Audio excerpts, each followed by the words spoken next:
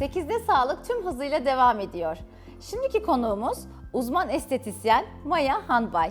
Maya Hanım hoş geldiniz. Hoş buldum. Nasılsınız? Teşekkür ederim. Siz nasılsınız? Bizler de iyiyiz, sağ olun. Barbie bebek gibi bir böyle meslektaşımı karşımda görmek beni çok mutlu etti açıkçası. Teşekkür ederim. Sizler de öyle. Çok Bugün güzel çok görünüyorsunuz. güzel konuları anlatacaksınız. Evet. Ben sizden önce baktım.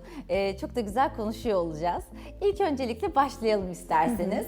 Sizce sağlıklı bir cilt için neler yapılmalı? Çok önemli bir konu açıkçası. Cilt bakımımızı ihmal etmemiz, kesinlikle etmememiz gerekiyor.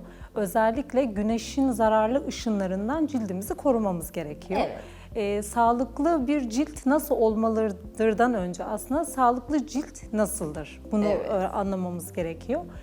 Sağlıklı cilt, cildinde por olmayan, leke, melazma olmayan, komedon problemi yaşamayan, yani bir bebek cildi gibi olan ciltler sağlıklı ciltlerdir. Bunun dışında kalan ciltlerde maalesef sağlıklı ciltler olmuyor. Bu ciltleri de onarmak ve düzeltmek için de çeşitli kozmetik ürünler, asitler, cihazlarla, yeni gelişen teknolojiyle birlikte, cihazlarla birlikte de cildimizi onarmamız mümkün, ama en başta tabii ki bir doktor tarafından tanı konulması gerekiyor. Yani ciltle ilgili bir problem yaşadığınız takdirde ilk başta başvuracağımız yer doktorlarımızdır. Doktorların koymuş olduğu tanılar dahilinde tabii ki de işlemler yapılacaktır uzmanlar tarafından. Peki Maya Hanımcığım, cilt tiplerine göre ayırırsak hangi cilt tipine göre bakım yapılmalı sizce? Şimdi genelde bizler coğrafyamız açısından da melanin fazlası ciltlere sahibiz ne yazık ki. Bu da ne yazık ki, yine altını çizerek söylüyorum, güneş ışınlarına maruz kaldığımız zaman çok fazla lekelendirmeye neden oluyor. Ne kadar da korursak koruyalım cildimizi, maalesef bir leke söz konusu oluyor. Tabii ki güneş kremi faktörü de burada çok önemli. Uyguladığımız ürünler de çok önemli zaten.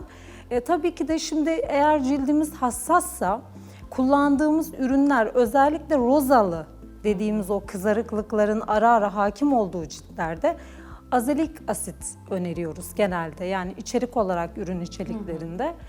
Onun haricinde eğer cildimizde çok fazla bir sıkıntı, bir hassasiyet yoksa günlük C vitaminiyle birlikte sabah yapacağımız bakımlarda hyaluronik asiti de tabii ki kullanmamız gerekir. Çünkü güneş ışınlarına karşı C vitamini antioksidan sağlar. Aynı zamanda hyaluronik asitle birlikte uyguladığımız takdirde hyaluronik asit de ciltteki nemi dengelediği için, nem tutma özelliği olduğu için, tabii cildimizde nem yoksa da termal bir suyla bu cilde nemlendirdikten sonra özellikle hyaluronik asit uyguladığımız takdirde cildimizin de hem nem dengesi olacaktır, hem daha parlak olacaktır. Ama parlaklık kesinlikle yağdan kaynaklı değil, canlılıktan kaynaklı güzel bir parlaklık olacaktır. Tabii yağlı ciltler için bakım yapılırken, özellikle yağlı ciltler, sabahları yüzümüzü yıkayacağımız zaman pH dengesini bozmayacak, cildimizde bir akne, bir sivilce yoksa granülsüz jellerle, yıkama jelleriyle cildimizi temizledikten sonra güzel bir tonikle, ardından serum kısmında C vitaminlerinden faydalanarak ve onun üzerine de güneş koruyucumuzu 2 parmak kuralına uyarak ve 2 saat arayla yenilemek şartıyla uygulamamız gerekmekte. Hassas ciltleri de söylemiş olduk. Özellikle azelik asit çok önemlidir hassas ciltlerde kullanım açısından. Bir de şunu da eklemek istiyorum. Lütfen. Asitleri aslında gece uygulamakta fayda var. Yani gündüz, gün içerisinde, çünkü yüzümüz çok fazla dışarıdan gelen serbest radikallere de maruz kaldığı için aslında onarma kısmı gece daha yoğun olduğu için gece yapmakta daha çok fayda var. Kesinlikle, Cildin onarım kısmı, asit kısmı aslında gece olmalı. Gece olursa daha güzel bir verim alınır. Şimdi bu uygulamalardaki asıl amaç da zaten cildin yenileme döngüsü 28 gündür biliyorsunuz ki. Ama 40 ve üzeri yaşlarda bu döngü maalesef çok fazla artıyor. Arttığı için esas amaç bu döngüye tekrar kavuşabilmemizi sağlamak. Bu tarz En azından ürünlerle yakınlaştırabilmek. tabii ki de zaten cilt o işlemi yapıyor, ama amaç daha çok hızlandırmak, daha hızlı ve daha doğru hale getirmek. Bunları da tabii ki doktorların vereceği tanılarla, işte asit oranlarıyla, ki zaten bahsettiğimiz AHA dediğimiz alfa hidroksit asitler grubundan bahsettiğimiz zaman zaten mandalik, azalik gibi asitler cilde çok fazla zarar veren asitler değildir. Asit oranı da çok düşüktür. Evet. Yalnız şuna dipnot olarak söylemek istiyorum. Gündüz uygulayacağımız C vitamini ile birlikte niasinamidi birlikte kullanmamamız gerekiyor. Çünkü niasinamid de bir asittir. pH dengesini bozabilirsiniz. Cildin bariyerine zarar verebilirsiniz. Kesinlikle. C vitaminini hyaluronik asitlerle, daha asit oranı düşük ürünlerle kullanmak daha önemli. A vitaminiyle. A vitaminiyle, Birlikte. evet, O C zaman da çok güzel vitaminini oluyor. kullanabiliriz. Ama dediğim gibi kendi özelliğini taşıyan, daha asit oranı yüksek iki ürünü bir araya getirmemek gerekiyor. Çünkü cilt bariyerine zarar verdiğimiz zaman onu toparlamak da çok zor ne yazık ki Kesinlikle. oluyor. Ki bu anlattığımız uygulamalar da zaten bilinçli ve doğru şekilde uzman kişiler tarafından yapılmalı. Yani çok fazla maalesef bilirsiniz sosyal medyada videolarda hakim. Çok, evet. Dermaroller, Dermapen uygulamaları da Evde yine ben aynı yapılmasına şekilde. kesinlikle karşıyım açıkçası. Evet. Çünkü çizilebilir olması ve sonradan geri dönüşümünde çok daha fazla hem maddi taraftan hem de sizi yoracak bir taraftan cildinizle alakalı çok sıkıntı çekeceğinizi hep söylerim ben danışanlarıma Tabii ki de da. çok doğru. Zaten şöyle cildimizin 3 tane bilinen katmanı vardır. Epidermis, dermis, hipodermis diye. Bunlar da kendi aralarında zaten katman halindedir.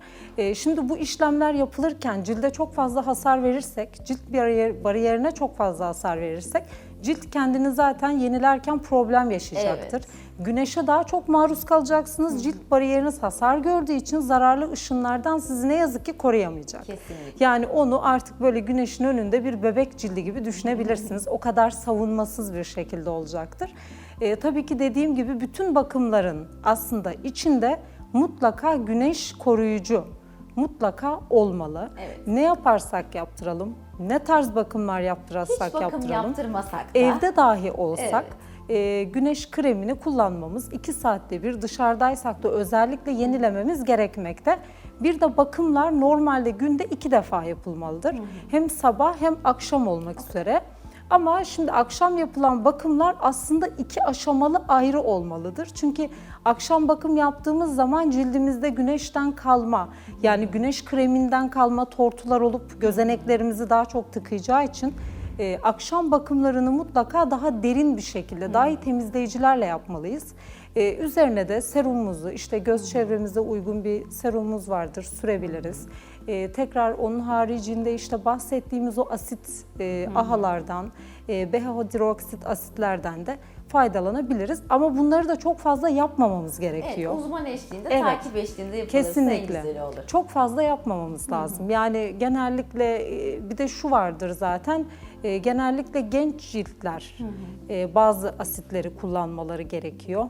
Belli bir yaşın altındaki kişilerin de kullanmaması gereken tabii ki de asitler, içerikler olacaktır. Özellikle akneli ciltlerde retinoid kullanımını istemeyiz. Uygulanmasını retinoidlerin kesinlikle düşünmememiz gerekir. Zaten retinoid kullanımı da 25 yaş ve sonrası olmalı. Retinoidler çünkü ciltteki kolajen sentezini, bağ dokuyu harekete geçirir, cildi canlandırır. Lekelerle ilgili birçok tabii ki de avantajları vardır. 25 yaş ve üzeri.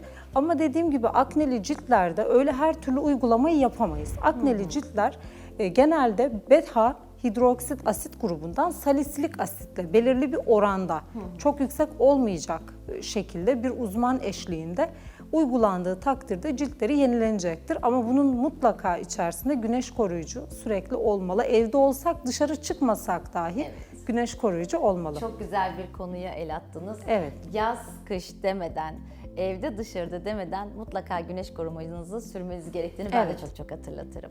Çok önemli. Aslında şöyle, bizler güzellik uzmanları olarak enjekte işlemleri, dolgu botoks gibi, örümcek ağı gibi işlemleri kesinlikle yapmıyoruz. Bunu bir kere tabii kafalara yazalım seyircilerimize ve danışanlarımıza da. Hekimlerimizin yaptığı bu medikal estetikler.